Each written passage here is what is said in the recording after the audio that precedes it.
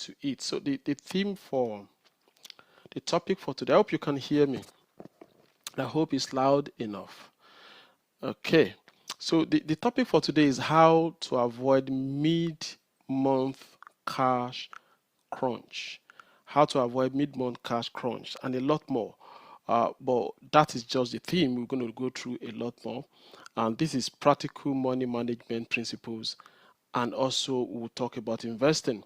But first of all, like I promised in the advert, that we'll be looking at a few things that relates to the just to the autumn statement. And so we look at a few things. What are the implications of the autumn statement? Then we look at how to avoid the mid-month cash crunch, and then we will take it forward from there. Okay, just follow me and feel free to stop me at any time to ask your questions. I'll be available to answer them within the scope of what we are discussing today, or within the scope of money management and investing.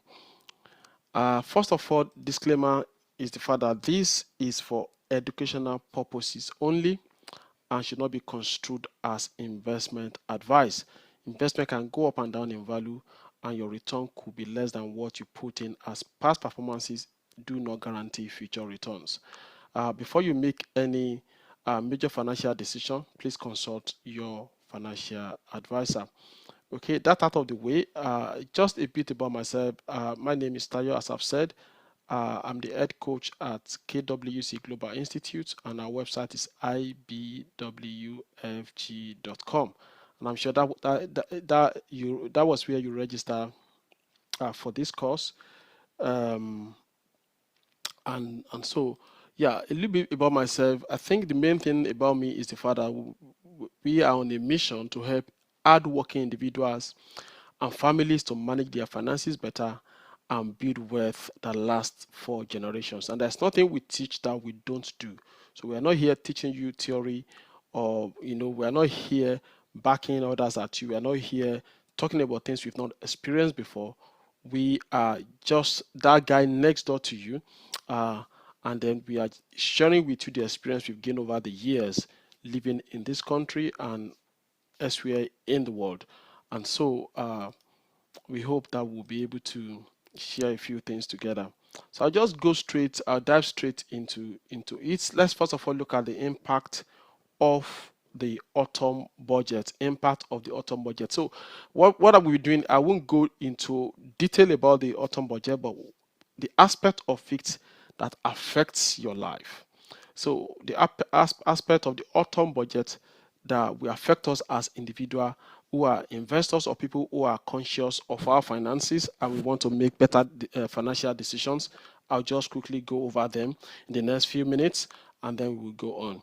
So the first one I'll talk about is the cap on pension salary sacrifice. And I just want us to understand this and how much it could impact us. I've done a few calculations on this. So the salary sacrifice is an arrangement, for those who might not know, is when you agree with your employer to put part of your salary to just technically reduce your salary for non-financial benefits.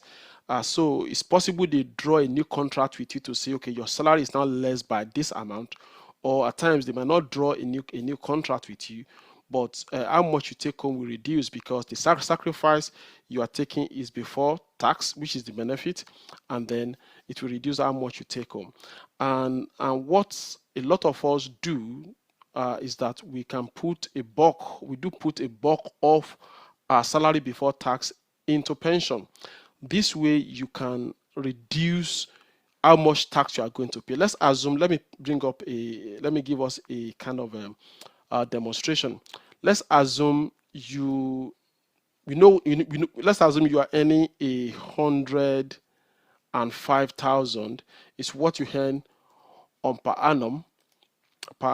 What you can do to go below the 100,000 mark, as we know that once you enter the 100,000, when you go above the 100,000 mark, anything you earn above 100,000 will be taxed at indirectly is being taxed at 60%, because you start losing for every 2,000 you earn above 100,000, you lose 1,000 pounds of your free allowance. By the time you earn 24,000, 124,000, you've lost your 12,000 tax-free allowance, and anything above that 100,000 is anything about, plus the fact that you'll be taxed at 40 at 40% for anything above that particular 100,000, from 50,000 plus to 125,000 will be taxed at 45% tax rate. So that will make you technically fall into the 60% tax trap. So if you are at this level, you can decide to do 5,000 or 6,000 salary sacrifice to bring your salary down to 99,000.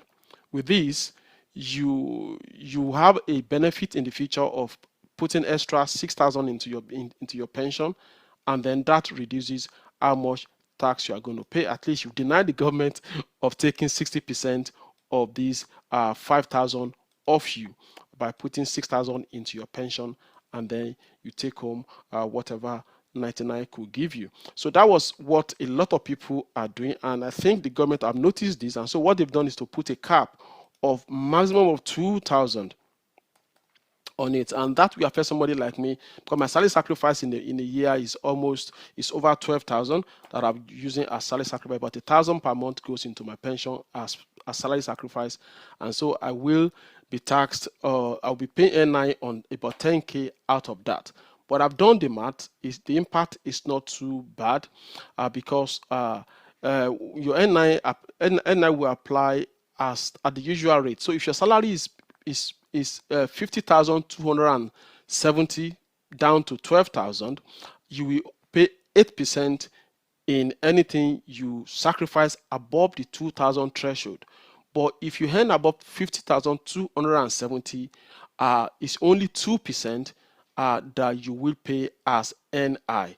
And I think when I did the mathematics, the impact was not as bad as I thought it was going to be.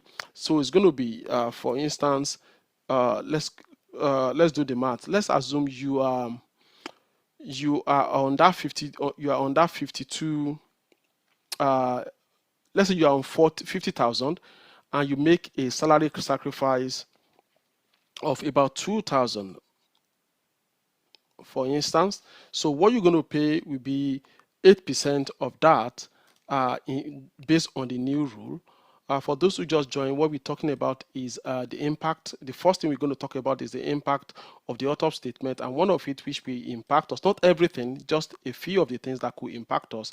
And one of such things is the limit to what you can sacrifice to put into your pension, because this is a good way for us to escape, reduce or change the tax band in which we are on. So let me bring up a browser just to put more context into this.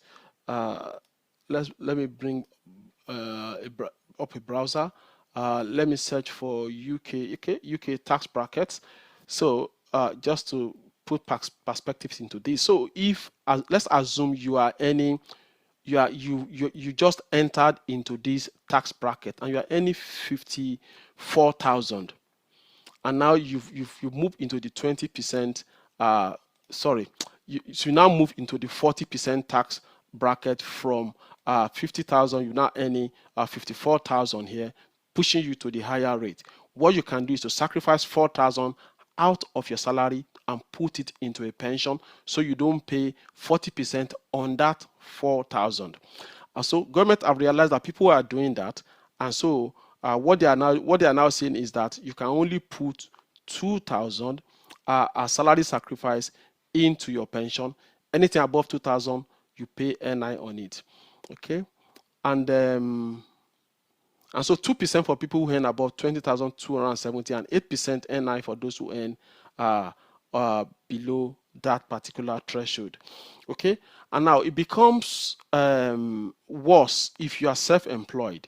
So if you are self-employed, because if you are self-employed and you are within the IR35 working arrangement, it means you are your own employer. You are the employee and the employer at the same time. So any money you are being paid as a locum or as a contractor, you'll be paying about 17% of that, because 2% from you and 15% from your employer, and that employer happens to be you. So at the end of the day, those are the implications of the cap on salary sacrifice on every one of us. You might not be able to push as much as you want to push, that you would have pushed into your pension to escape the tax brackets. Okay, so that is that. The next impact is the changes to ISA. I'll just run through this quickly and we go to the training for the day. The cash ISA changes means that you can from 2027, 2 years away, April 2027. Not up to 2 years anymore. The maximum you can put into your cash ISA is now 12,000 out of your 20,000 allowance. You can't put the whole of the 20,000 into cash ISA going forward, except for people who are over 65. And we know what the government is doing, as I will explain to us in the next 2 slides. They want people to put money into either investment or put money into the traditional savings account. And a lot of people are risk averse. They don't understand investing. We've not been taught in school how to do investing. It means a lot of people will end up putting any spare money they have into their normal savings account, and so that government can tax them a little bit more. I think that's the reason why they've reduced how much you can put into your cash ISA. And so the next that's another change that happened. And another one is the increase in income tax on savings, property, and dividends. So the one on savings is where they want to catch people, and that's the reason why they've reduced how much you can put into your cash ISA. So what does this mean? It means that if you make money above the threshold they've given you for your savings, you pay extra 2%. So if you look at this again, this is something that we must understand. If you live in the UK, this is the tax bracket. This is the way a lot of your taxes will be calculated. So if you are a basic rate taxpayer, you earn between this amount and this amount. Your normal tax on your savings supposed to be 20%. Anything above 1,000. So you are allowed 1,000 interest in a year. Anything above the 1,000, you pay 20% before the November statement that was the budget that was read in November. But now it has become 22%. If you earn between 50 and 125, normally you should pay 40% on anything above 500. So maximum you can earn in interest is 500 within a tax year, but now you start paying 42%. And if you're an higher rate taxpayer or additional rate taxpayer, you now pay 47% on everything every interest you earn. And in fact, there is no allowance for people who earn 125,000, 140 and above. There is no allowance for them. For dividend, the only allowance on dividend is £500.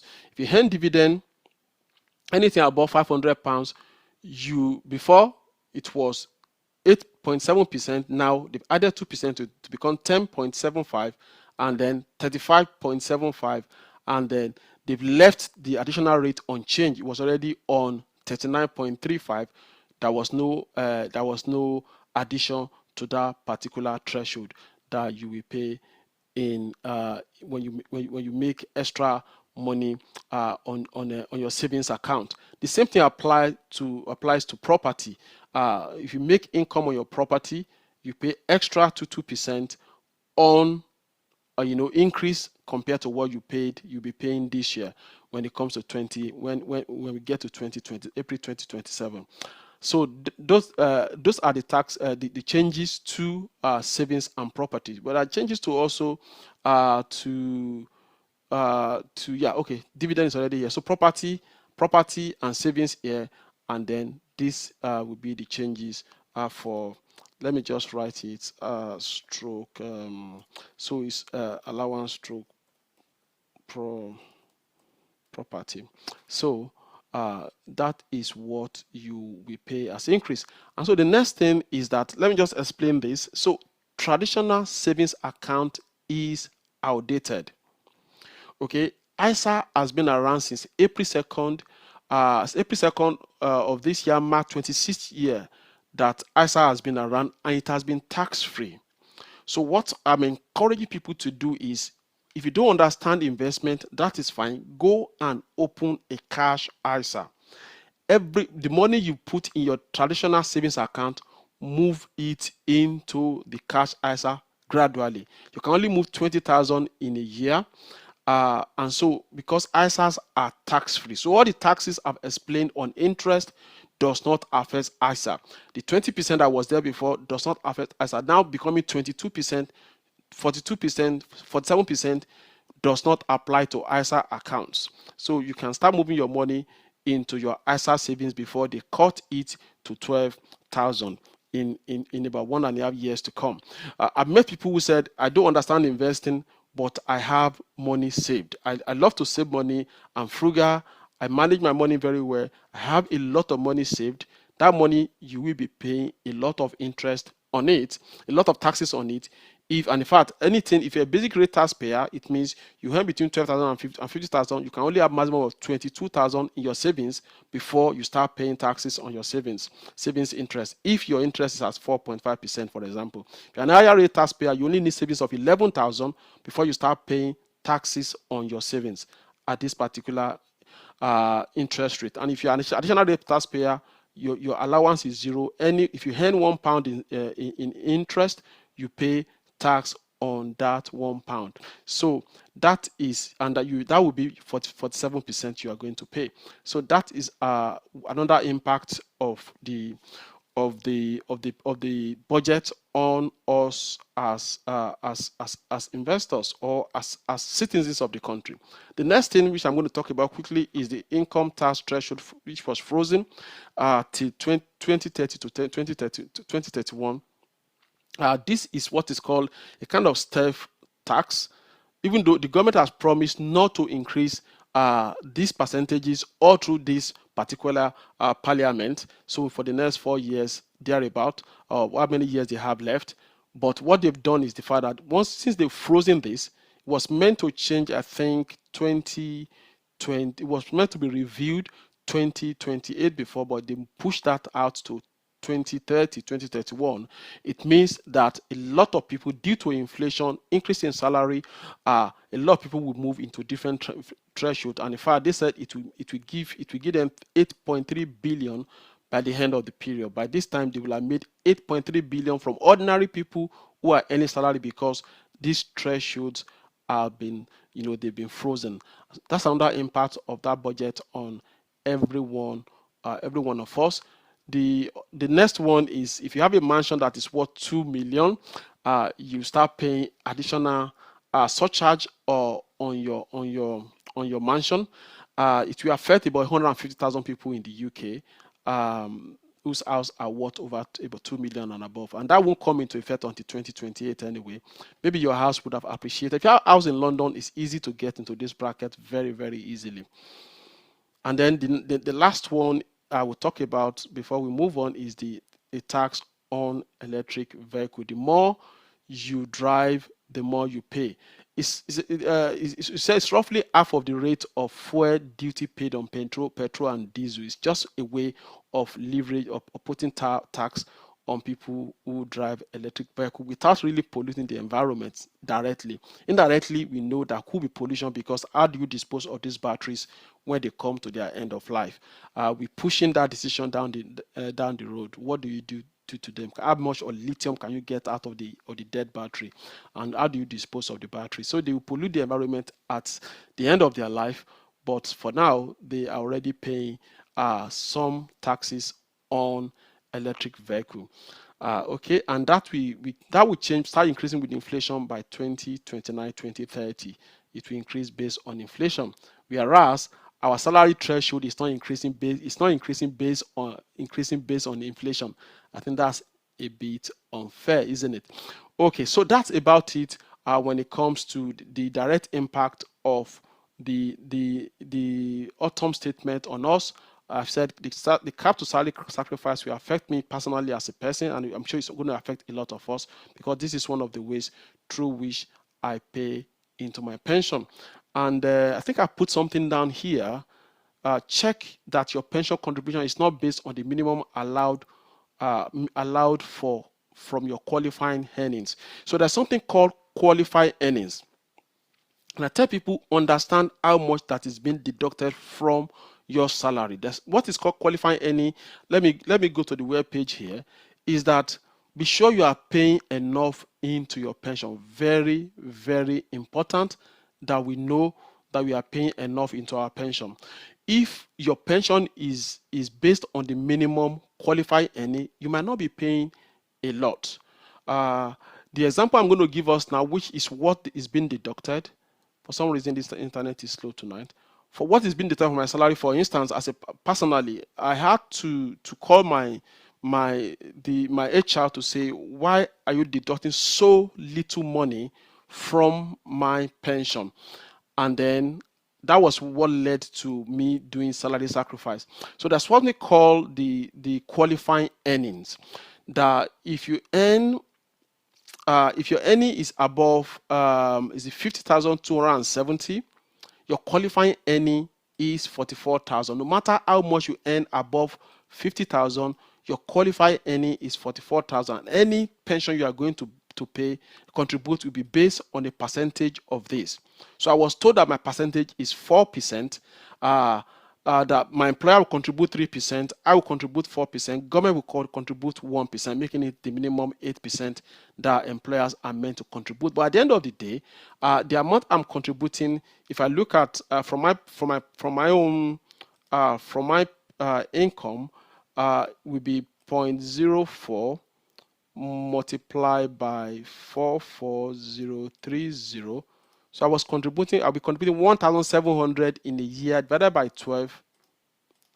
Yeah, I was only contributing 146 pounds into my pension on a monthly basis. And I didn't know. So a lot of people are contributing, they are not contributing enough. So by the time you add, even if you add everything that the government and the 1% from government and 3%, which is tax relief 1% from government and the 3%, at the end of the day is 0.08 times 44030. So I was only contributing, divided by 12, I was only contributing 200, let's say 300 pounds on a monthly basis into my pension. A lot of people are not aware that they are not contributing enough. So it's good you check to see what is the percentage of my income to my pension. If your pension contribution is not up to 8% of your total income or 10% of total income, you need to do something about it very quickly. And what I have done is to create what is called a SIP, and I started contributing a chunk of my money through salary sacrifice into my SIP. And so they are putting a cap on what I can contribute now, and so I will start paying NI on the extra contribution that I've been making into my SIP, just for me to be able to pay enough into my pension. So let's be aware of that. If you have any question on what I've just explained, please let me know before we go on. Any question at all, or any example, any question, personal example, or any question on the autumn budgets, feel free to either put up your hand or put it in the chat, and I would take my time to answer your question before I continue. Okay, anytime you can put. So let's go on to the topic of the day: how not to be broke before the second week of the month. So the first thing that you want to look at is even before I go into explaining this, is that this is common to almost everybody, that when you are a salary earner, and that's what I tell people at times when I'm talking to some people who are back in Nigeria, for instance, where I came from, that if you're a salary earner anywhere in the world, you are still a middle class person, and your expenses will take up your income just like when you are living anywhere in the world. If you live in Africa, you are a salary earner. You are probably middle class or probably lower than that. If you are in the Western world and you're a salary earner, you just also live from paycheck to paycheck, just like anybody else, because your mortgage is there or your rent is there. A lot of things are being financed. You have to pay for all of them. A lot of taxes are coming. You pay for this. A lot of that debit will be eating your account. That will, at the end of the day, take away that money.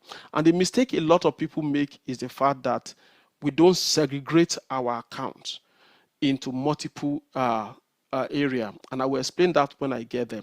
But the first thing you can do not to get broke before the middle of the month is to increase your capacity to earn more. I think that is the first point. Now, what does this mean?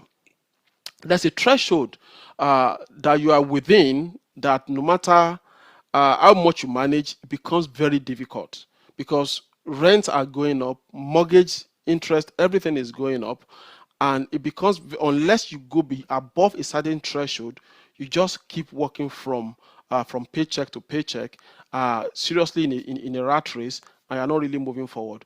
But what do I mean to increase your capacity to earn more is that keep moving in your profession, keep adding to yourself, and keep learning new things in your profession. And as you do that, I'm sure somebody will be willing to pay you more for all your skills that you've acquired and the experiences you acquired over the year. And how do you do this? Is that you specialize in a niche within your area of profession, or you add more training to certifications to yourself, or you change job. When you change job, you're able to negotiate a better pay. If you don't go by band, there's some area, if you work with the government, for instance, with the civil service, you get paid based on your band, or unless you are in working with a parastatal, or when I say parastatal, there are ministries who are not major ministry. They are arms of other ministry within government ministry within the UK that you can work with and have a bit of a better pay also. And so you can either change profession, and what I did almost almost all of this.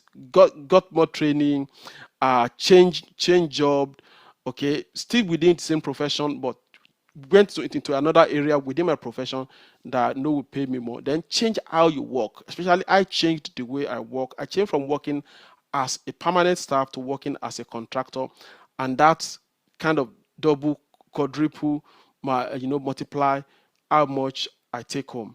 And so you have to do a lot of things, or maybe a few of these things, or just be strategic in how you manage how you earn your money, so you can earn more money.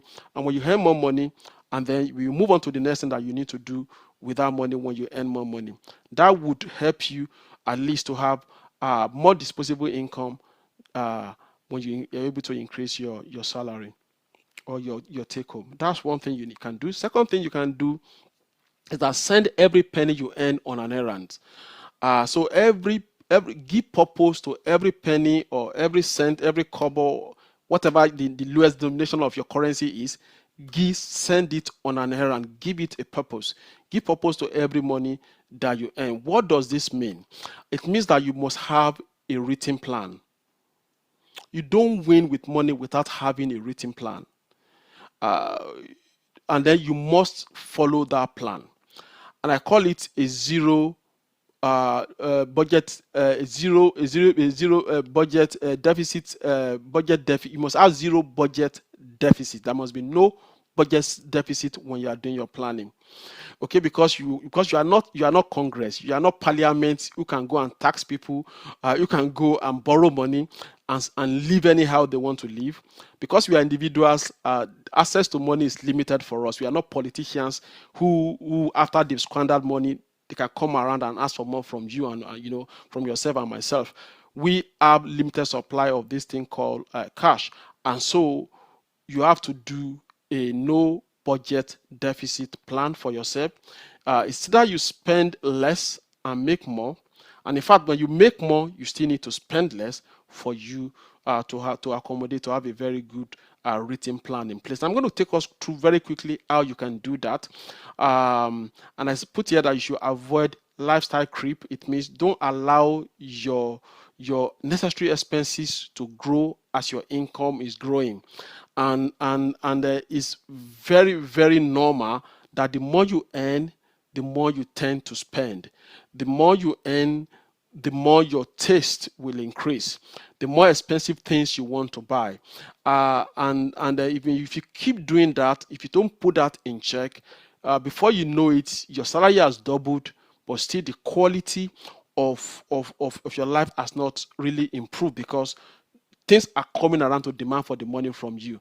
And if you don't put a proper plan in place, you end up giving your hard-earned money to things that you did not plan. So the first thing I said, giving purpose to every pound you earn. How do you do that? This is a way to do that.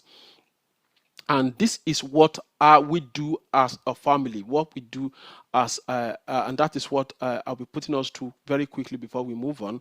The first thing is to have a vision.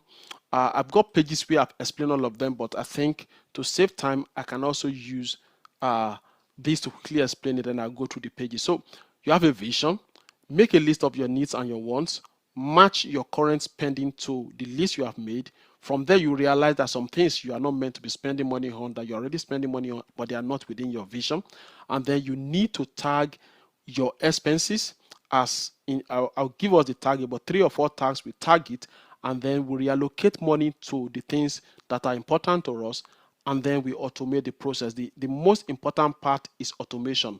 Planning is easy, but keeping to your plan needs automation, and I will show you how to automate the process without any extra gadgets, and then that will make life easy for whatever you have planned. So vision. So I said today was yesterday's tomorrow, and so there's no place called tomorrow. Okay, when you get to tomorrow, it becomes today. You get to tomorrow, it becomes today. And so whatever you do today is a cumulative of what you meet tomorrow, which is going to be the day today of the future. And so there's a need for you to sit down, think about how you want things to be going forward. Forget about how things have been in the past. What is your vision for yourself financially, for your children, for your business, for your spouse, for your family generally? What is your vision? What are the things you need money on a daily basis, on a monthly basis, on a yearly basis? Your short-term money need, your medium-term money need, your long-term money need. You need to make a list of them. For instance, what are the short-term money needs? We need to eat. Short-term money needs, we need to eat the house. Short-term money needs, we need to transport to work. What about the medium-term money needs? Maybe you have a project, you want a roof over your head, you want to buy a house, or you want funds, college fund for your children, or the long-term needs. For someday we are all going to retire. Something is very sure that we are all growing older on a daily basis. A time will come when we will need to retire. So those are very long-term plans.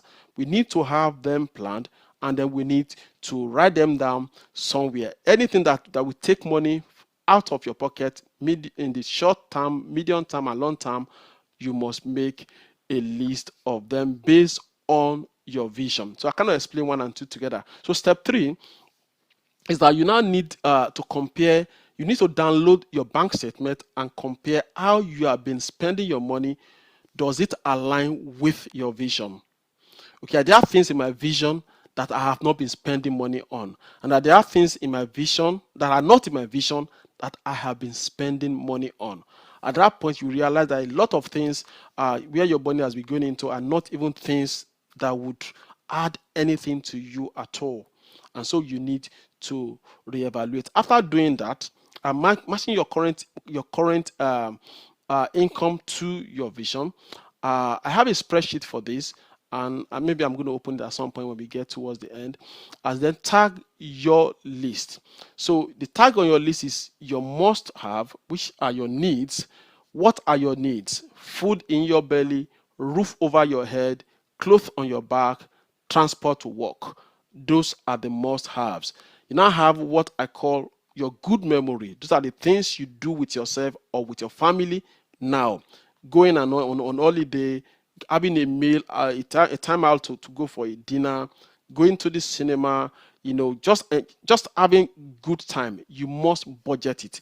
Something very common with people of my ethnicity is the fact that we don't take time off work. Even when we take time off work, we are going to look for we're going to look for a locum somewhere, or going to do one side also somewhere. We don't take time to enjoy ourselves. And there's a need for you to budget your fun. Budget for your fun, so that the time will not come. You say, man, I don't have so much money, so I can't go on this trip, I can't go on this holiday, I can't take time off. It's because we've not been planning our fun. There's a need for us to have a plan to have fun. So your good future, okay, and that is the long-term plan. Medium and your long-term plan is for your good future. And then you have the one you tag could have. These are your wants. They are not a must. You could have them if you have enough money to get them. Okay, so you don't spend money on your could have first. This should be the last thing that you spend money on. Then that will be something that you will never have again because they don't add any value to you. So let me make an attempt to open. Let me make an attempt to open this spreadsheet. I should be able. I don't have it open currently, so I should be able to have it to open it in a moment, and I can show you how this can be done in a very practical and simple way. Okay, yeah, I've seen the spreadsheet. Okay, so I'm going to drag that into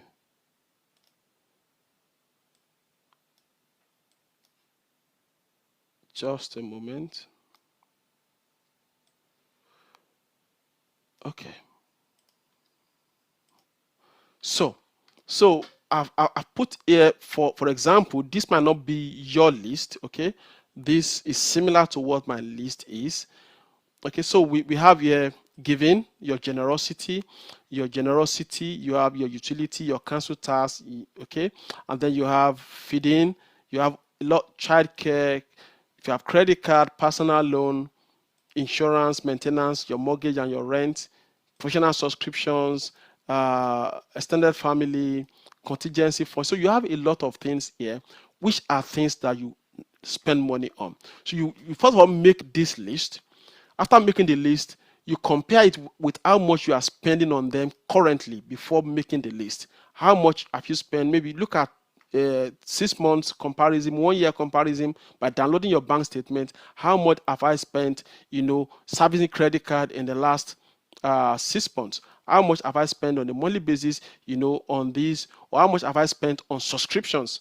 Is it gym subscription? Is it Amazon? Is it Netflix? Is it Apple TV, Disney, Paramount? All of them there.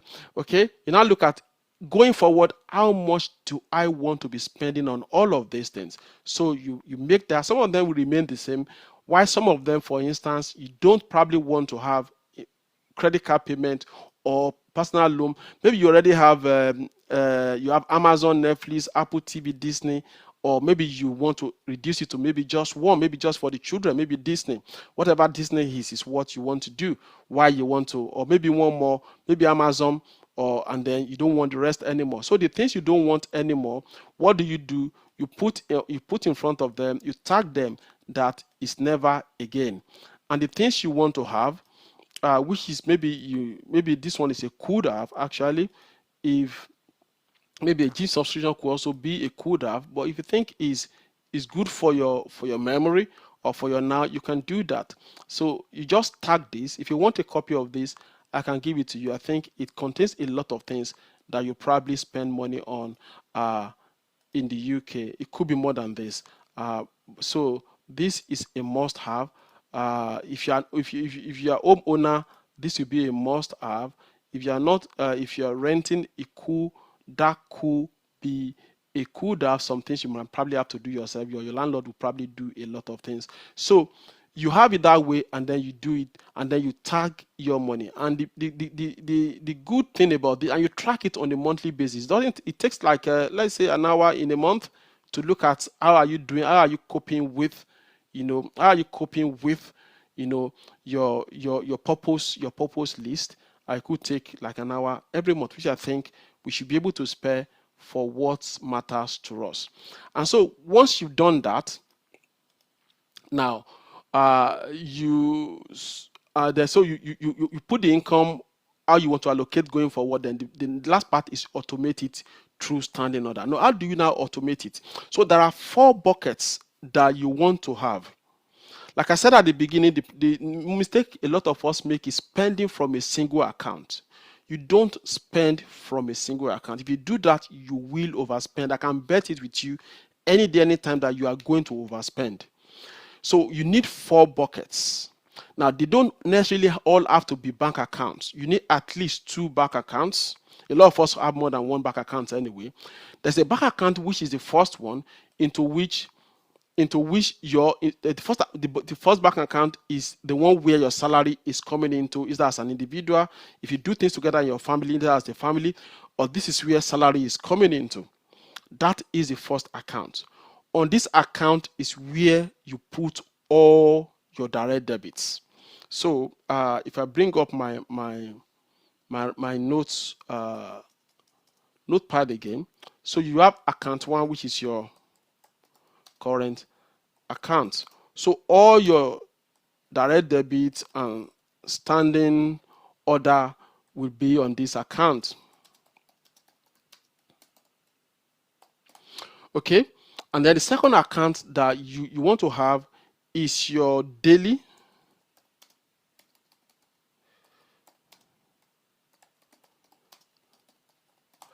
spending account. So on this account is where you spend on a daily basis from.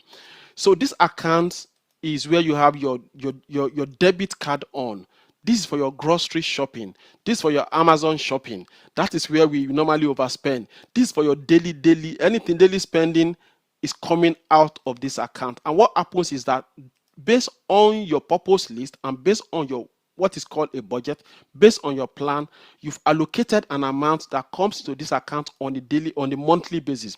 Let's assume you've based on your budget, because if you don't work on your purpose list, you will overspend. Let's assume it's £800 that you use for your grocery shopping and everything that you do on a monthly basis, or if it is 1,000, whatever amount it is, at the first day of the month, that amount will come into this account through standing order.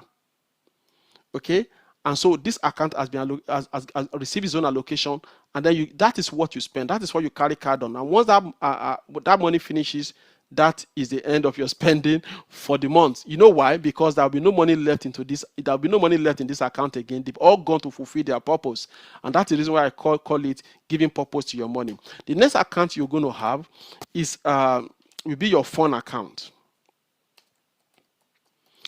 Your fund account, and so this account is where you put in medium term money needs into. The money for holiday, that is where it goes to. Even the money to service your car, any money that you need on a short-term basis, including your fund money, is kept in this account. So for instance, you want to go on holiday August next year. So you must know, okay, I'm going to spend 2,000 or 3,000 or 5,000 in this holiday. Divide it by 12 and start putting the money aside on a monthly basis, so that when August comes, when it's August comes, you don't have to go and use credit card to book that flight or to go on that holiday, because you've been saving the money over the month, you've been allocating money to it over the month. And the last account you're going to have is your long-term account, which is your retirement account. Is going to be the fourth account you're going to have. Now, these two accounts does not have to be a bank account. Okay, they don't have to be you only need 2 bank accounts. So this one can be, for example, it can be an ISA account, a cash ISA, that will allow you easy access. So there are people like Trading 212, they have a cash ISA, which I think pays the highest, and easy access. You can put money into it and withdraw money from it at any time. You want to put it into things like NS&I. NS&I is 0 interest, but your money is secure with the government. ISA is also secured. Cash ISA is also secured. They are all insurance secured. They are all insured, and so you can put your short-term money needs. So this is where we put our medium-term money needs. Money you will need in the next 1 year, in the next 6 months. We keep it in this particular account. It's 0 interest, but we can't easily reach it. You can withdraw anytime from it, but it's going to take 3 or 4 days for the money to get to you. And so it's not so that is where you keep the money you need for a medium-term account. You can open these 2 accounts online. The good thing about this is that they give the share profit. It's more like a random thing. They share profit on a random basis for all the people who have invested money or kept or who have saved money within NS&I. Then you now have your retirement account should be an investing platform. Okay, it should be an investing platform, whatever, whether you are doing a SIP or you are doing a stock and share ISA or you are doing a lifetime ISA, whatever you are going to choose out of the three of them. I'm still going to explain it. Should go into that account. Or you want to go into property, other businesses, you should also use stock and share ISA for that, and later you can divest and use the money. The one that will go for college, for children college, will also be ISA. And so all of this, you automate it at the beginning of the month. For instance, as I will be showing us as we go, I will show us one of my investment accounts.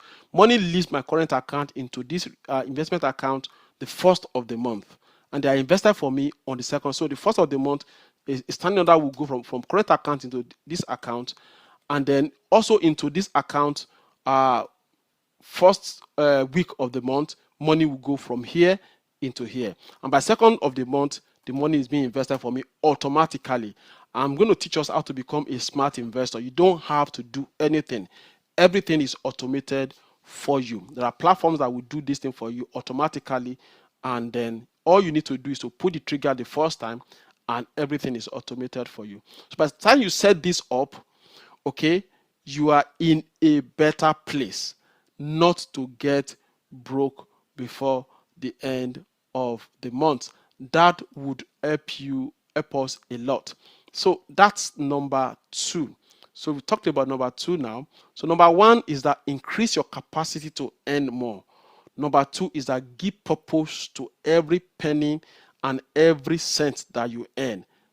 Give it an assignment before you earn it. Now we are coming to the end of the year. For us as a family, this December, we're going to sit down and say, okay, how much is the expected income for next year? So it's this amount. So we look at this particular list again. Okay, the list I just showed us. We have a copy of this list. We look at this list again, and then we put in what you call the projected expense, and then the actual will be filled in on a monthly basis as we go. And so on the tab here is what you put, where you put your income. Income 1, income 2. Are you making money from dividend, tax refund, savings withdrawal? Maybe we sell some stocks and other sources of income. All of that put together, we form our income for the month, and then we look at how that will be spent, so that when you total all of this together, the total cannot be more than your projected income. And then a difference of whether positive or negative will show here. I already have the formula in this spreadsheet. If you do want it, I can share with you. Okay, and so the next thing that you need to learn is to learn to say no to yourself and to others. Okay, so what we're looking at today is largely money management. We'll go to investment before we finish, so I need to move a little bit quicker. Also, number 3, the things, like I said, if you have any question, please do let me know. Not to get broke by the second week of the month, you need to learn to say no to yourself and to other demands that are out of what you have planned. Yeah, there is room for me. What we do is that we budget our generosity. Okay, there's a budget within our budgets that is for, to help when there's a demand that, so we actually plan for that demand before the demand comes. So there's a pot allocated to, if somebody needs something, okay, you take from that pot. If somebody is doing, there's another pot for, if somebody is doing birthday, somebody is getting married, somebody is having a naming ceremony, somebody is doing whatever it is, there's a budget for that even before before they come. So if you're my friend, come and ask me for your birthday gift. I might have something for you because I've already planned that I might give you a gift. Okay, and so it's all already kind of planned and is systematic. It's been automated. So there are things you will need to delay till later, because if care is not taken, if we don't say the word no to ourselves and to some other demand that we cannot accommodate. In the past, I borrowed money for people that never came back. Very painful. I borrowed money to pay people. I don't need to go into details, but to do a lot of things. And those money were termed as loan, but they never came back. and their money that I actually did not have, I had to, I borrowed it to give to the person, but they never came back. So at times we do that. I'm not saying there'll be cases when you might need to do that, but largely learn to say no, not just to other people, even to yourself. There are things you want to do right now that you cannot do. Instead of going leveraging on loan to do it, you can save towards it. These days we have buy now and pay later. We have payday loans. We have they call it 0%, but they know buy now and pay later, and all of those things. You have it all over the place. And then if you look at it at the end of the day, it's just a way to take money off you. They've done their math. They know a lot of people will not pay within the 0% percent period. They know at least 60% of people will not pay, and that is where they make their money from. There are billions of pounds being held by individuals, and I think if you spend so much money servicing credit card, so much money servicing your personal loan, so much money paying on car loans, which is about average of £500 per car loan, and you have less money to enjoy yourself. So let's learn to say no. And then another thing is that let's cut credit cards and get out of debt. Very, very important that we work our way through out of using credit card and using debt to finance the things that we want. I said, and then we should learn to pay cash and in full for all our purchases. When I say pay cash, I don't mean you should carry cash around. I mean you have the money in your debit card and you pay. For instance, I used to give this example of a day I went to service my car because you spend like £1,000, £800. It was that particular day servicing my car, and I think the guy at the service desk was used to people giving them credit cards. So I gave him a debit card for him to charge me 800 plus for servicing my car. And then he said, "What kind of work do you do?" I knew immediately the reason why he was asking me that. Because he was expecting me to use a credit card. And I've been there so many times. At times it could be £1,000, it could be whatever. I use my debit card to do everything. I have credit cards, but I don't use them. Some will say you need to build credits so that I want to buy a house. I need to build my credits. That is the reason why I obtained I applied for a credit card. And I was saying the house I'm in right now was bought without having any credit, without having a credit card. Okay, there's a level that your credit would be that will allow you to get a house without even you having credit card. If you're on the electoral register, you keep up with your phone payments, which might reflect on your credit file. You are on the electoral register, like I've said, and then you have address history of up to 3 years in the country, and then your credits your credit score will be like 400 or 500 and about 500 and something, and without even you having a credit card, and that will be good enough for you to be able to get a mortgage. Like I said, we got mortgage for this place without having a credit card. Okay, so it is possible. So if you have like I said, if you have a lot of things going out to pay the loan, buy now, pay later, all of those things, then you have less money to build wealth. So your income is your greatest wealth building tool. But if you give the money out, you're in a perpetual circle of paying off all these payments. You have less money to build wealth. You have less money to enjoy yourself, and then before you know it, all the direct debits, they are out for loan payment and all these payments. You have nothing by the time you get to the 15th of the month, 21st of the month. You are looking forward to the next paycheck because money is already out of the account. And the next thing that you need to be aware of is that you need more than one streams of income. We all need more than one streams of income. Even companies have multiple streams of income. Talk less of us as individuals. Even big establishments have multiple streams of income. Okay, there is a particular diagram that shows, let me see if I can find that diagram that shows the way big companies make money. All of them, Microsoft, Netflix, Apple, they all have multiple streams of income. There's nobody who would there's no company Okay, I think I've seen it. Let me just quickly put it up. So if you look at this is the way companies make money. For instance, they all have multiple streams of income.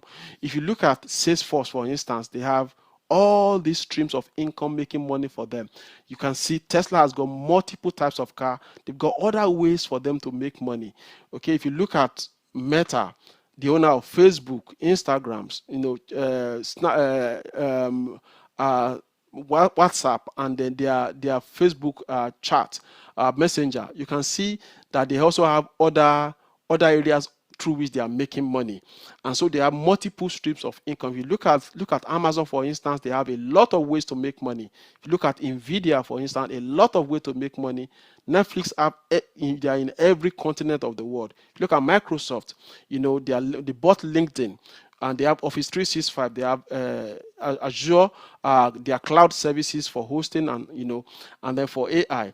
Then they have their gaming platform. They have their laptops. So all of that, there are multiple streams of income through which they make money. If you look at Apple, Apple has got phone, they've got MacBook, they've got iPad, they've got Apple Watch, they've got AirPods, and they've got a lot of cloud services through which they make money. So everybody is working towards having multiple streams of income, and that does not exclude us as an individual. So that if one source should dry up, you have another source through which you can sustain yourself. And so that would take us to the next thing. Say time and money are seeds you must plan for harvest in the future. And so, which is you creating your time right now, your income right now. You start putting in your time, you start putting in your income to create additional streams of income. For instance, there are months when I'll need to take money from the property company because I needed additional money for things in that particular month. If it's 1,000, 2,000 from property, I have that. If it's for me to sell one or two stocks to raise 1,000, that is not difficult because I have more than one source of income. Okay, so what do you look at when you are you look at your risk appetite? That will determine what other things you can do to bring in money. How much time do you have in your hand to do that? The capital you have in your hand to do that, your knowledge, the entry level into that business, you also have to consider that. Legislations around this, you must understand it. Your ability, your natural ability and talent. Some people can talk very well. They've made money talking on YouTube. They made money, explaining to us things that they know. They made money explaining to us even things that they do not know. They've gone to study it and they've come to explain to us in the way that we can understand it. And so people have made money using their natural talents and abilities.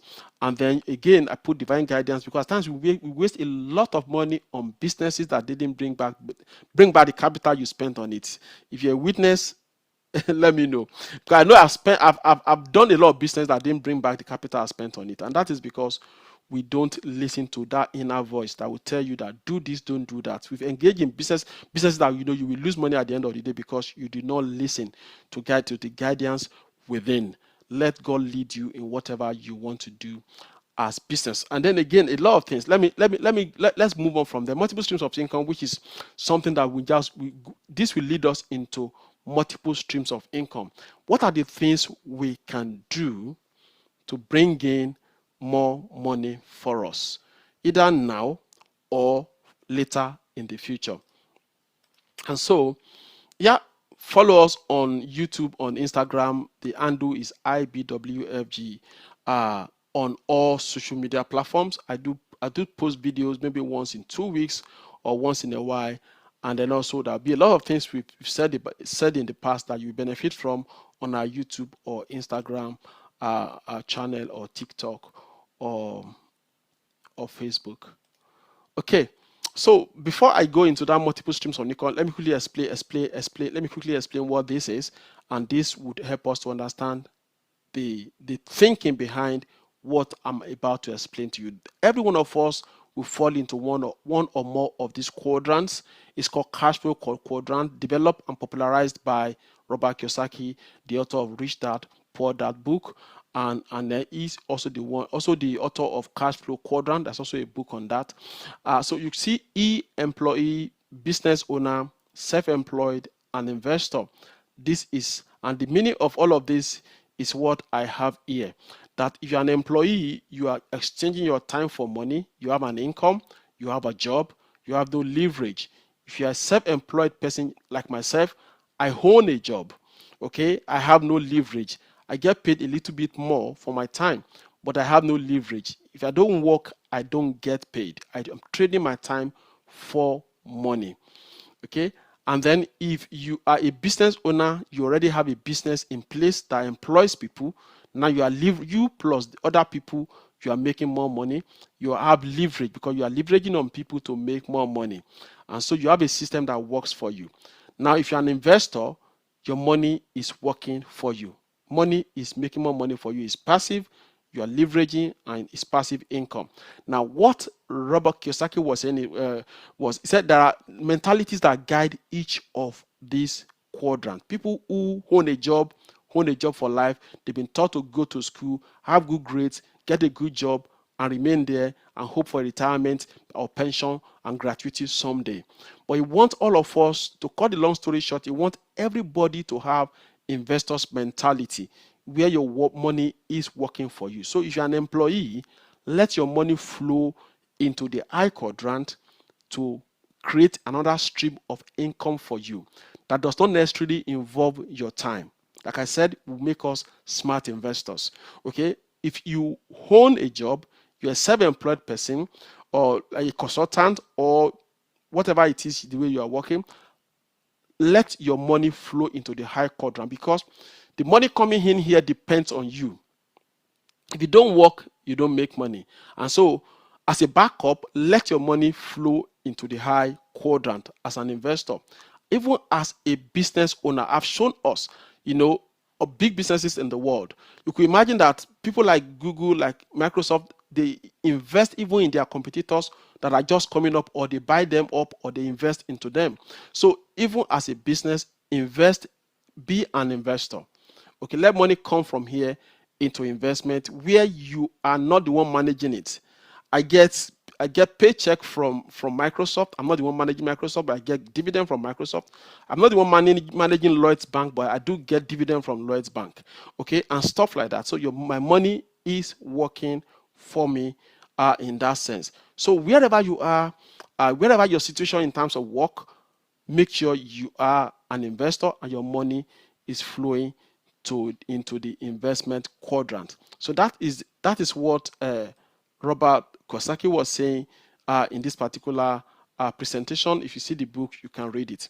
Now let's go into how this could work for us. So we talked about the fact that your active income is the money you spend your time and effort on. It equals to money. Passive income, you work initially or invest initially, you have ongoing money coming in for you.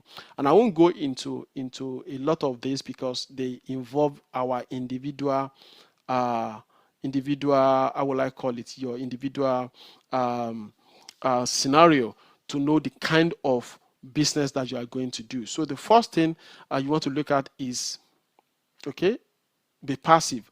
And how do you become passive? One of it is to have a side hustle. A side hustle, you need to determine what that will be for you.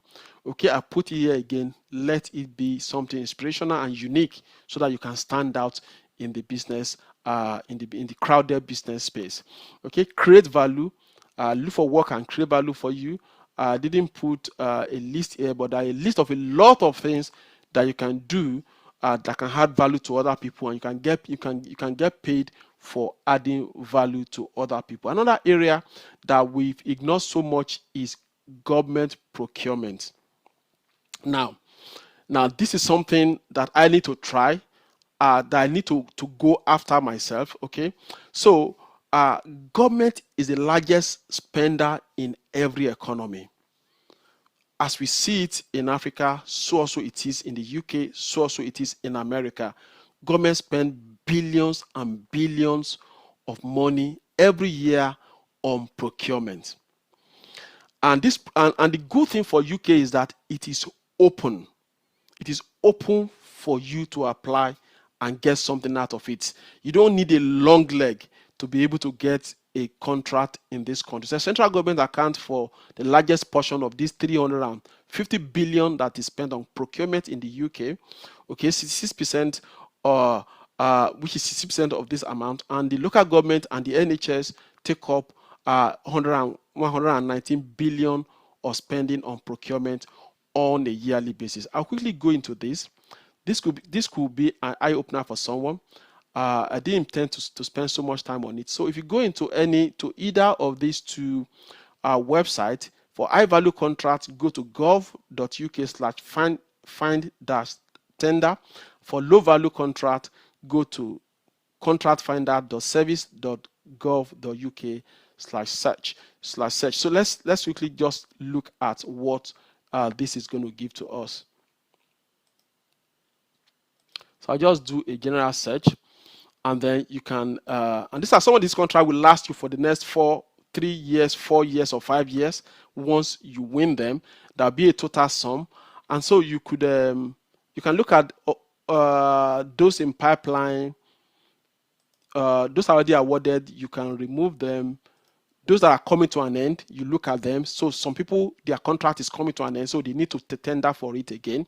Tender that are going on, the ones they are planning to bring into the market, and then the ones in the pipeline. All of these, you're able to, if you filter by that, you can see different things. UK Nigeria Growth Program. Okay, I've seen that for the first time. So they're going to spend 10 million total value, including VAT. Is going to spend 10 million on that particular program. Okay, engagement deadline is in January, and so I'm sure some people are already bidding for whatever this is going to be. It's been given out by FCDO, Foreign Commonwealth Development Office. So you see a lot of, from picking, that bin you see by the roadside, from empty the bin to planting flowers in the middle, to supplying toner and printer, to supplying tissues and paper and pen, all the things you see in government, in NHS, some people supply them. Just the way you have it back in Africa. If you are familiar with contracts in Africa, to supplying submarines and supplying fighter jets, to supplying needles and pins, and to disposing wastes from the hospital, and to supplying ambulance, non-emergency ambulances for hospital, for the NHS, to everything.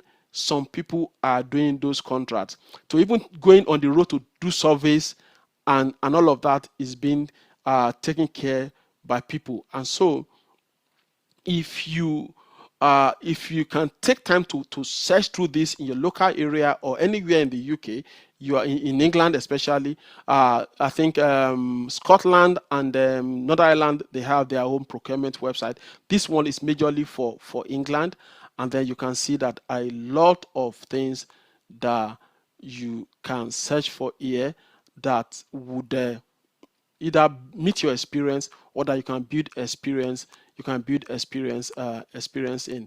There's a search. If you want to do a search, there's a search there that you can do. I think I did this for my local area sometimes ago. Stock conditions. This is just a survey, and then some of them even to help council fit tire to their cars, to supply fuel to council fleet. All of that I've gone through quite a few of them in the past, and so that's a way that you can become a contractor in this country, if that is something that you are open for. The day I did it, there are 5,000 contracts in the pipeline, 2,000 open opportunities, and 500 of them were coming to an end. That they'll go back into market. There'll be a retender for them, and then you can start from something very small that you can do on a part-time basis, and you can employ somebody to do for you on a part-time basis. From there, you grow. And some people get big contracts, and then they subcontract it to other people. Once you are in that atmosphere, in that area, then you get to know what is going on there. And then until you get into it, you will not know what is going on there. Okay, just a few of the screenshots. So that is another area of having an additional source of income. Okay, another area is real estate, which is something that I do. Another way for real estate, let me just talk about it. I think I've moved on to, okay, I'll talk about real estate on this page. So for real estate, now it's becoming less lucrative. Let me confess to us. Real estate is becoming very, very less lucrative. And that is because of these taxes coming in left, right, and center. The current government wants all of us to be renters. They don't want people to buy property. Number one, the stamp duty has gone up astronomically. The threshold has been reduced. The percentage has gone up. Number two, if you buy property in your own name, your rent will be added to your salary for tax purposes after expenses has been removed. And the next one is that the interest payment on your mortgage used to be an expense before. Now it is no longer an expense. They only give you a tax relief of 20% of how much you spend servicing the mortgage that you have on your rental property. Before, it used to be that it would be written off as an expense unless you bought your property in a company name. So that's another thing. The local council are coming out to charge you about 1,000 for every 5 years as a landlord. That I told my properties we will be paying 1,000 to 1,000 plus to local council, because that is the new law. New councils are coming up with a way to get money from landlords. Also, you have the repairs and maintenance. The agents will take their own. At the end of the day, if you are in a service accommodation, the concierge and the service manager will take their own. At the end of the day, what is left for property investors the amount is very, very slim. And so the only thing we are banking on is that in the next 10-20 years we pay off the mortgage, then you have a house that is mortgage free, and then you have more cash flow. To be honest, it's more of capital appreciation than cash flow.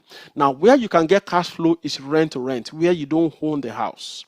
The Airbnb, the bookings.com kind of business is where you can really have cash flow, because all of those that I've mentioned is not your headache, it's the headache of the landlord. And so if you now have someone who will rent a house to you, and then you can book per night, or so there are two ways that you book per night, which is the booking.com, the Airbnb kind of style, or you do HMO, which you people pay per room per month. So if you have a house, if you rent a 3-bedroom house, you convert it to a 4-bedroom house, because the city room will become a bedroom. In an HMO, you don't have city room. Your kitchen is city room for everybody. Maybe you've lived in one before. When I used to work away from home, when I used to work in Scotland, when I was in Scotland, I was living with a family there, and that's another way through which you can make money. You have an extra room in your house, somebody can live there. You can earn up to £7,000 tax free. The first £7,000 from a lodger in your house, you don't pay taxes on it. So I was living with a Polish family. I took a room I rented a room in their house, and I was living there, or in their flat, and when I was living there, so I was paying them. So that could be a source of income for you if you have extra room in your house, that people who are working who are traveling, who are working, who are contractors, who are traveling can stay in from Monday. A lot of people, I did Monday to Thursday. I go home Friday, work from home on Friday, and I'm not there Saturday and Sunday. So I'm only there Monday evening to Thursday morning.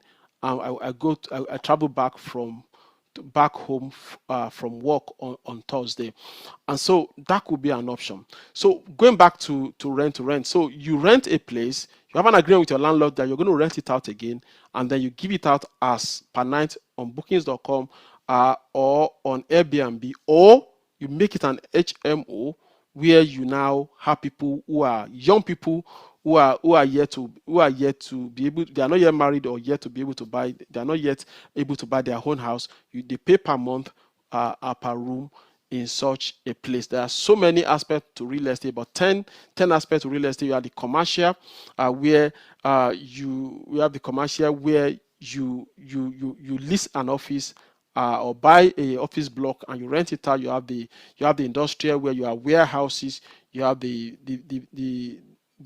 rent to rent we just discussed, which is service accommodation. You have the normal housing unit, which is residential real estate, which is what I have a lot of experience in. Family units, detached, semi-detached, and terraces for families. And then you have what is called deal sourcing, where you go and source for a deal you sell it on to somebody. I bought such a deed before, so I know it is possible. Or you do development where you are able to get a piece of land and then develop it, or demolish a whole building and build something beautiful on top of it. Or you do another thing that you can also do, so I'm trying to remember now, it just escaped my mind, and it escaped my mind, is what they call the BRR, where you are flipping.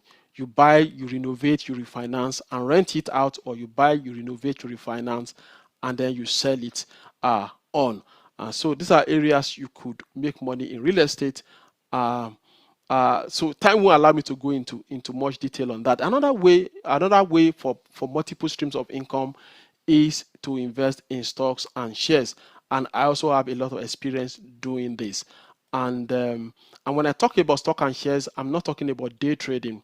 This is not crypto trading. This is not stock trading. This is not currency trading. Those things will lose you money.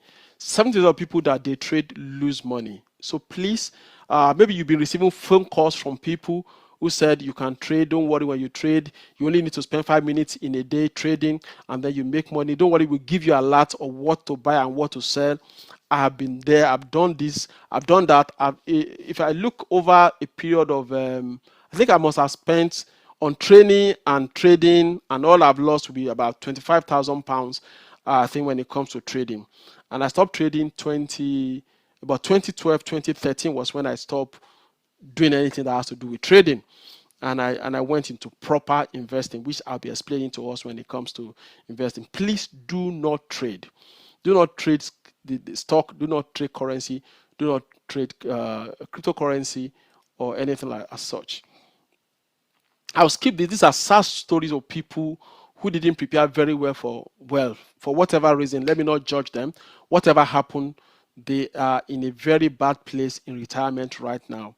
What we don't know what had transpired when while they were working. It's that 1 in 6 over 55 have no pension savings yet. That's the reality in the UK.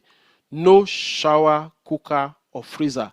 Thousands of older women face stark choices of apocalyptic cost crisis. Pensioner 75 forced to move into with son and return to work due to cost of living crisis. Things are changing. So we never got off the treadmill. The Britons who can't afford to retire. This is the reality of what is going on in the country.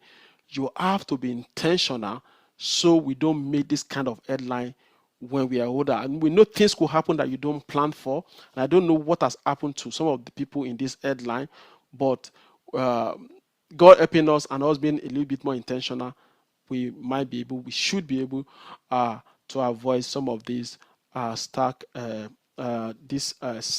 stories that are making the headlines. Okay, and the target is that you want to have, if you're a couple, you want to have close to 1 million in your retirement fund. If you are single, you want to have up to $500,000 in your retirement fund for a comfortable retirement, or you want to have 66% of your last salary. Okay, so let's assume by the time you are 60, 65, you're now earning 150, 200,000. You want to have close to 100,000, or even that you should be getting to maintain the same lifestyle when you're retiring. But I think it might not be up to that, because if you're a higher additional rate taxpayer, you are earning above 100k in retirement. Maybe you paid off your mortgage, you have a paid for car, and the rest of it. Your children are out, they are done with their education.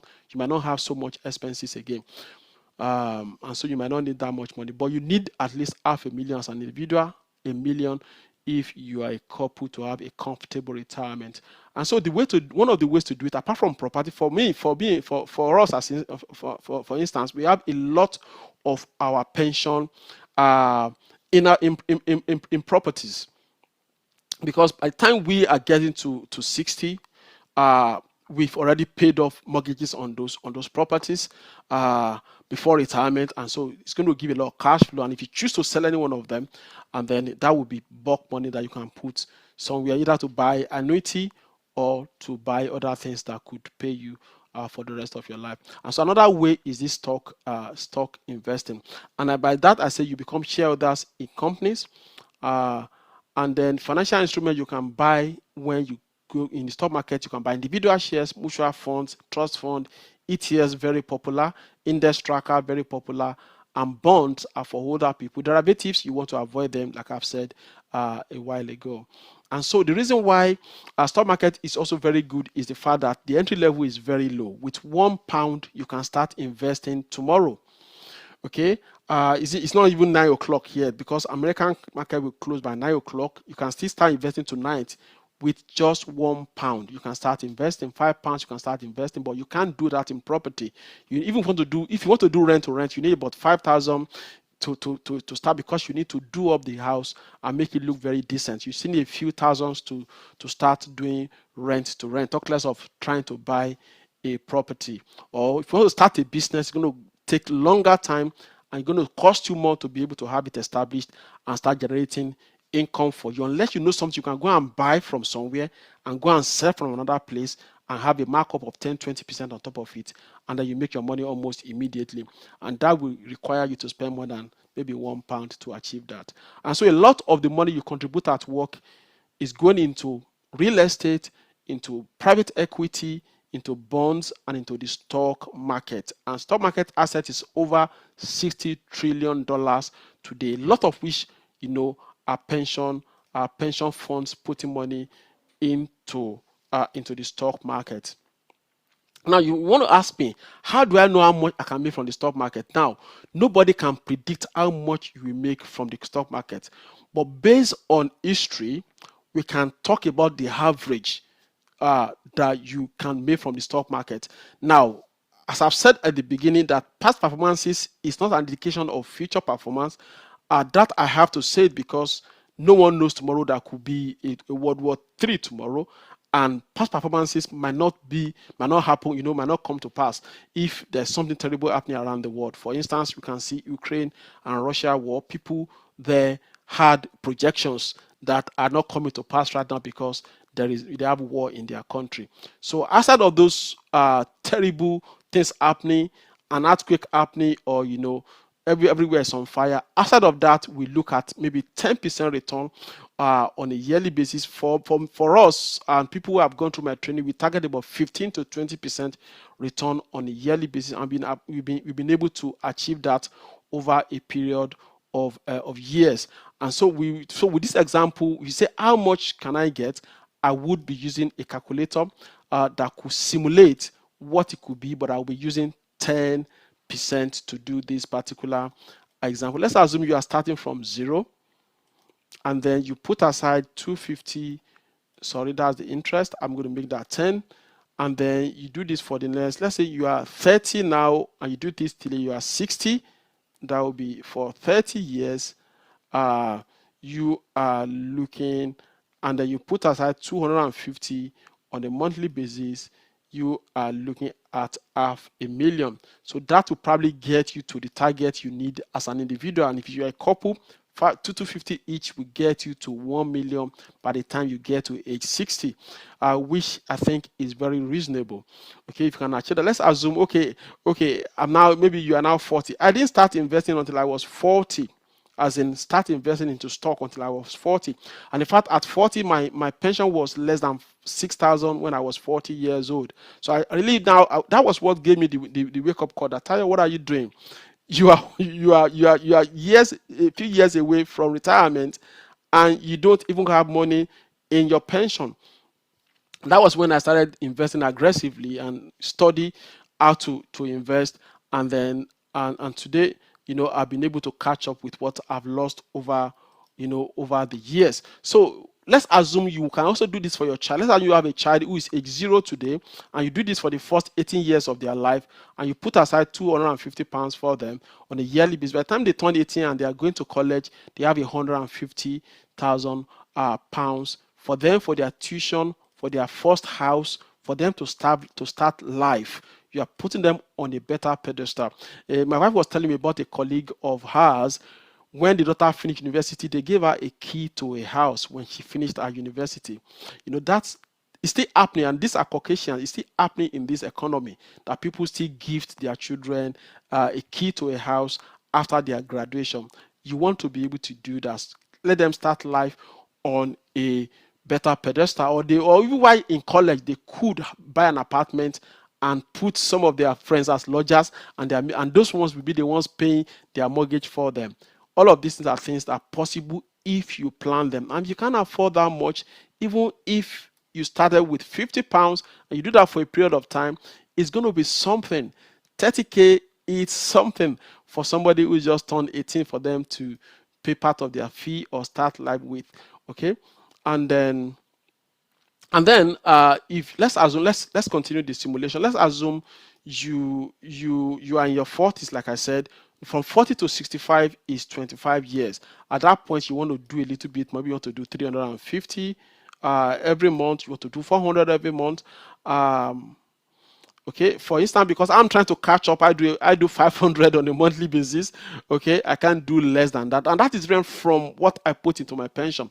Personally, I still do another 500 every month because I'm targeting to get to a particular amount. And so these are, and I'm doing mine at the rate of 15%, even above 15% on a yearly basis. So I'm on my way to having well above $1 million in retirement. So this is what answer to what is it that stock market can bring. And I was going to tell you where I got that figure from.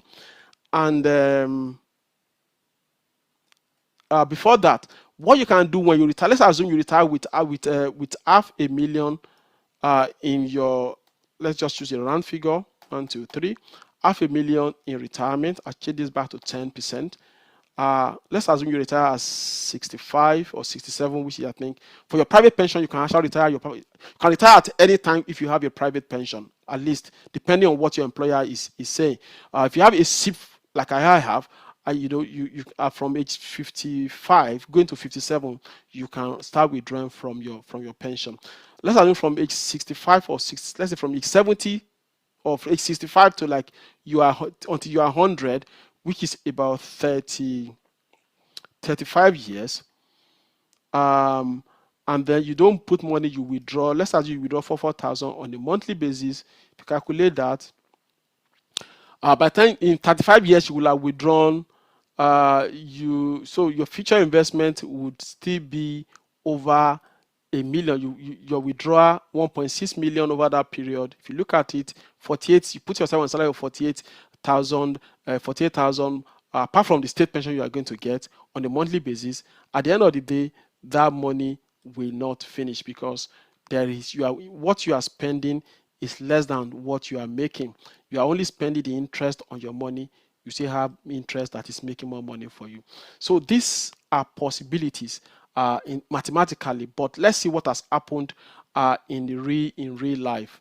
So let's do some. So I've done, based on your age, how much you need to put aside to get to a particular target. So by the time you are 65, if you are 20, if you start investing at 20 with £25 on a monthly basis, you get to $500,000 by the time you are 65. But if you are starting at the age of 45, you need a little bit more to get to $500,000 by the time you have. So the earlier we start, the better. So that's why I tell people, don't stop kicking the can down the road. The earlier you start investing, the better. Somebody who started last year is a little bit better off than you are starting this year. If you push it in next year, you are a bit worse off than somebody who started this year. So let's start putting something aside. If you want to reach $1 million, for instance, you start at 20 years of age, you're only putting aside £100, okay, to be able to reach that particular amount when you turn 65. That's just a simulation. Now, looking at real life examples, you can see how much these popular companies have returned in the last 10 years.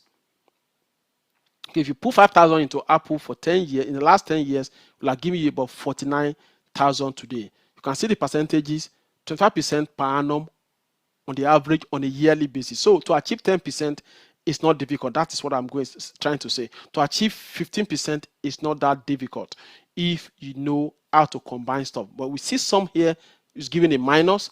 If you put your 5,000 in Vodafone, for instance, you have 3,500, but you have a lot of dividend. The dividend is about almost 7% dividend, or is there between 4 to 7% dividend you're going to get from them. But you can see that popular names that you cannot make mistake with, you can see them that they've returned very decent amounts on a yearly basis on the average. Facebook will give you 23% on a yearly basis. Netflix will give you 25% on a yearly basis. Nvidia will give you 73% on a yearly basis in the last 10 years. Tesla almost 40%. Palantir, which is a popular company right now for AI data, for data analytics, 75% on a yearly basis is what it will have given to you. So to achieve 10% is not totally rocket science. And in fact, if you don't know what to do at all, by buying S&P 500 index, that would have given you an average of 11.8% since 1928. 1928 is almost 97 years. If you look at it now, almost 97 years or 90, yeah, about 97 years or so, I think. Yeah, almost 97 years, almost getting to 100 years. By 2028, it's going to be 100 years. And then the average has been 11.8%. In the last 15 years, it's been 15.5%. So mere buying S&P 500 would have achieved 10% for you. If you now buy technology stock, which is Nasdaq 100, that will have given you an average of 18% since 1986. It's about 30, 40, it's 30 years, about 40 years, and it will have given you 22% in the last 15 years on a yearly basis. So you'll be asking me, what is S&P 500? So this is the 500 top companies in America by market capitalization. S&P 500. If you want to know the companies in them, just Google S&P 500 constituent or constituent, and that will give you a list of companies within them. So this is S&P 500. In the last 1 year, it has done 13%. The last 5 years, it has done 88%. You know, on the average, it will give you up to 10 to 11% on the average, even if that is all you can invest in. But to not do nothing is to do yourself a disservice. Okay, I won't be able, because of our time, go deeper into this. So, but we can see, say, he who observes the wind shall not sow. So if you're looking at, what's happening around you, and you don't do anything, you're observing the wind. And these are the reasons why some people don't invest. They said there's so much news in the economy that says the market is down, the market is this. This is what you see on CNN. These are the things, the news you see on CNN. But if you look at the market generally, it is on the upward trajectory. So this is that same S&P 500. Let me show you another graph of it, which is a more recent one. So this is S&P 500 from 1995 to 2005. There has been about 5 major events since 2000 up to now. More than 25, it's a 30-year period. There have been about 5 major events. You think the market is down every day, but that is not the case. In 2000, there was a dot-com bubble. It busted. That was when the likes of Google, AOL, and the rest of them, Yahoo, are just coming up. Okay, that came down, and then we had a recession in 2008 and 2009 that was triggered by subprime real estate, some terrible lending, hybrid kind of lending derivatives that people have done on real estate, and that affected the market. It came down, but if you stayed on, it went on for 10 years without looking back. Growth was growing for almost 10 years, from 2010 here to coronavirus. This is coronavirus. It came down sharply, and that same year it went back up. Okay, 2020, and then you have 2022 when there was inflation. It came down all through 2020. From January to November, the market was going down, but from November, it picked up again until Trump came in. When Trump came in, it tariffs everybody. That was was it this year? That should be 2025. This year, early this year, when Trump put tariff on all the countries in the world, almost, then the market came down. Then it recovered back again, and so this is the market in a period of 30 years. Where is it going? It is going up. So the secret is you staying. And that's why I tell people that the money you need tomorrow, you don't put in the stock market. But when you put your retirement money you need in the next 10 years, the next 15 years, 18 years, long term, not less than 5 years, money you need maybe 6 years, 5 years and above, okay, you stand a good chance of making decent return on your investment. And so I said, doing nothing or procrastinating is riskier than making informed investment decision. What do you need? You need education, like you are having tonight. I'm sure you've gained one or two things from what I've said today. Um, Even though I've not seen questions coming through from you guys, but yeah, feel free to put in your question. But I'm sure you gain one or two things, or it might be a reminder of the things you already know. Okay, and what are the accounts you can open when it comes to the stock market? A lot of them, when I first came to this country, you don't have this information. I didn't know that was it's something called lifetime ISA until after how many years of being in the almost 10 years of being in this country. I did not even know there was something called a lifetime ISA, or whether I knew about it, but I didn't even know the way it works. But we have so much information right now out there. Maybe you've heard about all of this before, but it's time for us to take action. I've talked about that. The first one is junior ISA. If you have a child who is under 18, age 0 to age 17, you can open for them a junior ISA. It is tax-free. Any money you make on it, you can start with as little as £25 on some of these platforms. Okay, and then I'm just running through it now. Account number 2 you can open is a lifetime ISA. These are people who are age 18 to age 39. Age 18 to age 39. Government will give you a bonus of 25% on any money you add within a particular tax year to the maximum of 1,000 per year. So if you max out your savings of 4,000, you get 1,000 from the government. If you do £100, you get £25 from the government. If you do £1,000, you get £250 from the government. So that's the way that works. This money will be given to you on a yearly basis based on your contribution until you turn 50. Okay, this money is meant for your first house, for two things actually. First of all, your first house. Now, if you don't buy your first house with your LISA, it becomes your retirement account. Or if you already have a house, you can still open a LISA if you're not yet 40.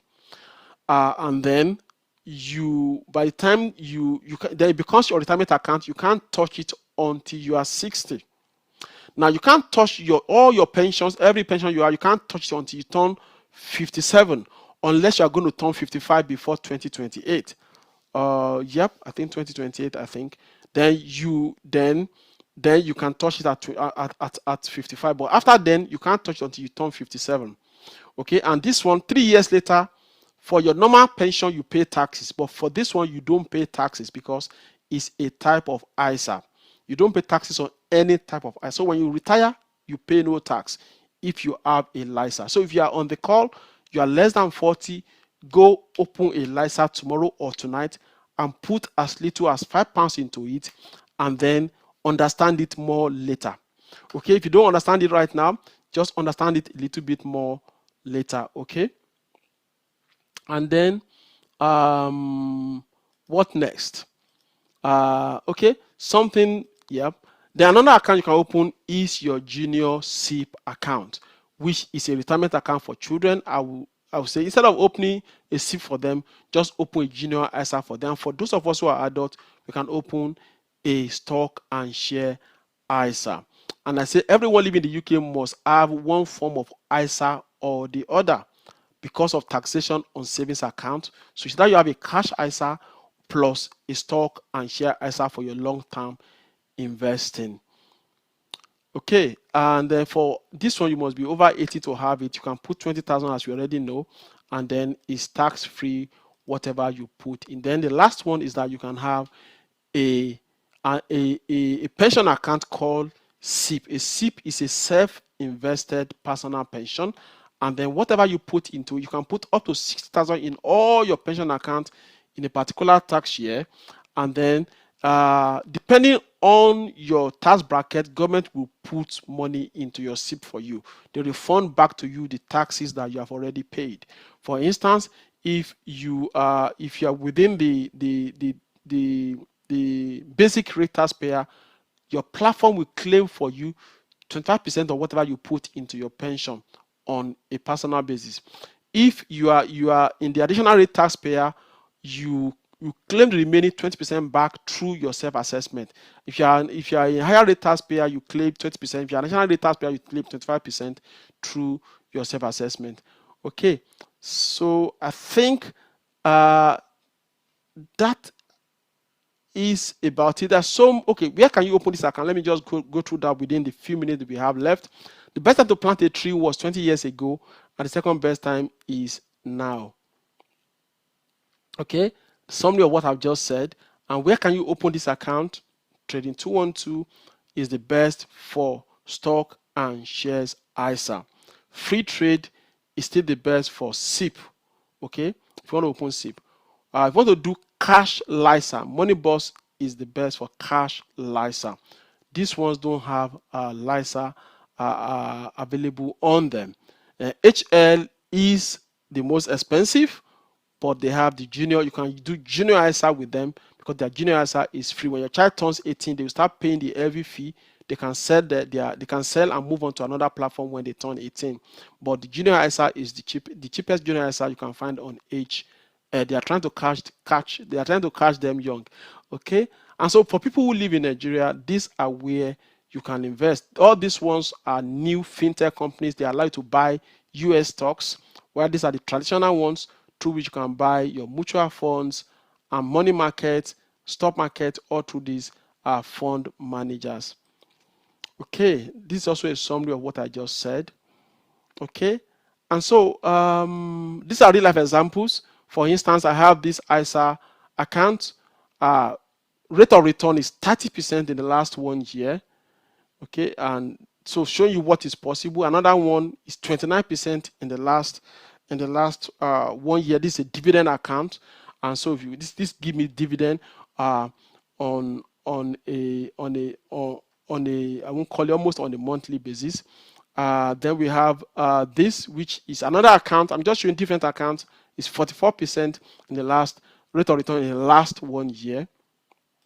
So I'm just saying that it is possible to achieve 10 to 15% on a yearly basis. So what will make you a successful investor? Be consistent, diversify, do your research, be patient, manage risk very well. And if you come for my master class, I will teach you what diversification is all about, how to do your research, and I will teach you risk management so that your account is well diversified and then it's automated for you to be able to be a smart investor and not spend your time doing that. So upcoming events. So the event we are having today is this one. We quickly look at a lot of things. We've said a lot of things today. I will upload this video to YouTube. You can go and listen to it again. Maybe from tomorrow. It should be ready on YouTube tomorrow. Go to IBWFG, search for this on YouTube, and you're able to listen to this again in case a lot of things I've said went over your head. Okay, and then the next one is going to be 8th of January. You can register for it on my website. I'm going to have another free class 8th of January to set the pace for the year. We'll be talking about a lot of other things we've not discussed today. We also talk about budgeting, just so that we can start the year on a very good footing. And then if you want to learn more, you can come for my master class. That will happen maybe in February. We do it just once in 2 months. And so DM me or go on this website and then contact me from there. If you want a one-to-one class, you can also talk to me. For you and your family, husband, wife, children, we can look at building a portfolio together, teach you and see how you can build a portfolio for everybody within your family. And so that is it today. We have about 10 minutes to spare. If you have any question, please do let me know. Like I've said, go on our website, register for the free event coming on January the 8th, where we talk about the new year and the things you need to do to be successful in 2026 when it comes to your finances. And if you want to know more about how to invest, come for my master class. It's just £150. I don't charge, and with £150 you have access to a lot of resources. You have access to, first of all, it's going to be on a Saturday. You have a 5-hour training on a Saturday. The following week, you have another 2 hours training on a Tuesday. You have another 2 hours training on a Thursday. And then with this, you are able to establish a portfolio for yourself. I hope this has been useful to you. And then we'll be closing the call right now. If you do have questions, please do let me know. I'll give us a moment to either put up our hand or to type it in the chat. Okay. Any question? Okay, I will take that as no question. So thank you for coming around tonight. Do check out our website and our social media platforms. Follow us and contact us if you do need to go for the advanced class. Thank you very much and have a wonderful evening. Thank you.